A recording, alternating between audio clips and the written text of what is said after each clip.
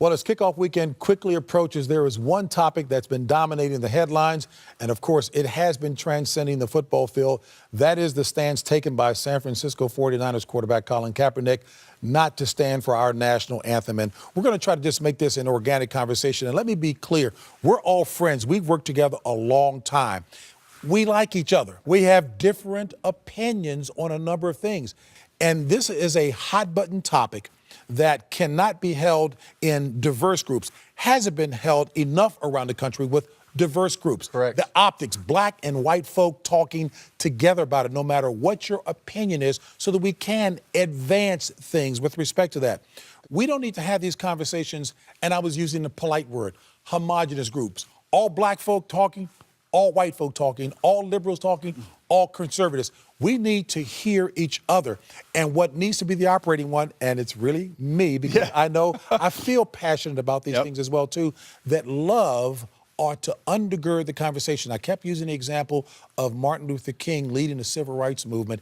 He told the followers they cannot react. They need to show love. And when people of good conscience saw how inhumanely people were being treated, that's when people of all colors and stripes got together. These are very, very tough topics and very difficult situations to discuss because there are different reasons why different people get offended. People may get offended by me because they don't understand how I see the world, and I will explain that here. What I want for everybody is I want happiness, I want love, I want you to be able to take your family on vacations, I want you to be able to have of what living in the United States is all about, and that is making something for yourself and becoming great at it, which I'd like to think all four of us have been afforded that opportunity because of the way that we live our lives. I believe when I see the American flag, I live with great pride when I see that. You know, my father was a World War II veteran. My godfather was on the USS Nevada. You know, it was bombed by the Japanese. And both of them made it out of World War II. So I grew up in a family that was very patriotic, that understood what that flag stood for. It may be different for other people. So when I see somebody like Colin Kaepernick in an NFL uniform on an NFL field not respect that flag, I'm not saying that he doesn't respect the military, but just not stand for that flag, that really bothers me. And I really feel like he's insulted the flag. And the initial rhetoric that was coming from Colin and wearing the pig socks on the practice field really bothered me. Because that came out after. That came out after, but I already knew a lot of that stuff. So the thing about it is that, you know, I don't like rogue cops any more than anybody else does. I hate corrupt politicians. I hate anybody who goes and does the wrong thing. They should be held accountable, put in jail, sued, whatever you want to call it. Boom, you know, sorry to cut you off, but what I find really interesting, and to me, I feel like I'm one of the most credible people to speak on this topic because I grew up in Pittsburgh, and that was the poorest county in Pennsylvania. And I also moved to Orlando, Florida, where I was the only black guy in our neighborhood, the black family in our neighborhood. So I seen both ends of the spectrum. So I see it both ways, and I'm able to understand and validate both sides. But what I don't understand is, before Colin Kaepernick knelt or sat before the flag, there was only one other white athlete that stood up and said, you know what, this is wrong. This is a human rights issue. This is a civil rights issue. But soon as the flag got involved, which is the distraction, it's not the message, everyone ran to this conversation and gave their thoughts. That flag means a lot to a lot of people and a lot of families. But you talk about this, you talk about the flag, and when I see the flag, I see the same thing. Like for you, you just explained what it means to you, and you're really proud of it. And I think you should be proud of it. But the flag to me represents a bunch of fights.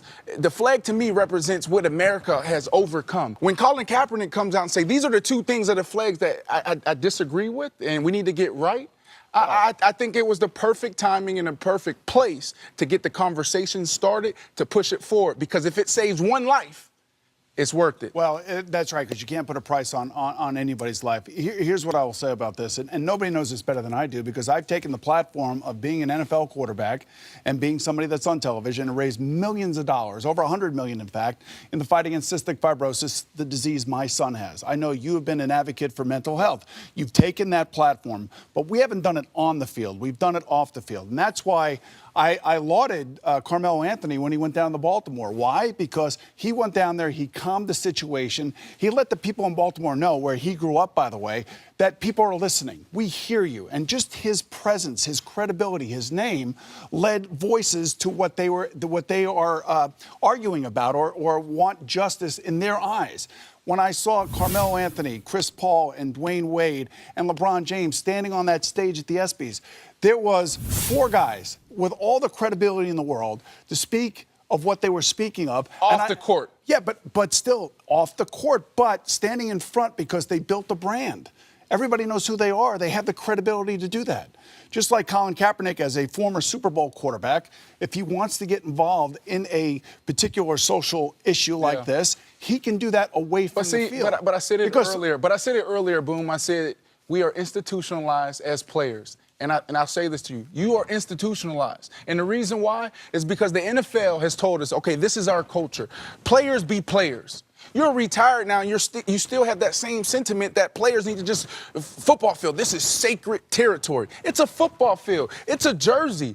The NFL, they're monetizing us. We're walking billboards for them. Well, the NFL has used the playing field. The NFL has used the playing for breast cancer awareness over the last 10 years. Wow. The military honoring the veterans, but a player, it can't be an individual and say, "Oh, I can't wear my shoes for mental health awareness or cystic fibrosis or Black Lives Matter or White Lives Matter." Could you imagine, with the amount of players and the amount of points of view in the NFL, if everybody was allowed to go on the field and do whatever they want or act any way that they want? It would be a show. It would be a zoo. But we can't have a double standard. We can't tell our players, hey, which the NFL is made up of 75% black people, African Americans. We can't tell our players, hey, this is what we're going to honor and this is what we're going to do. And on the other end, when we try to do something as an individual, say, no, you stay in that box. I think it's great.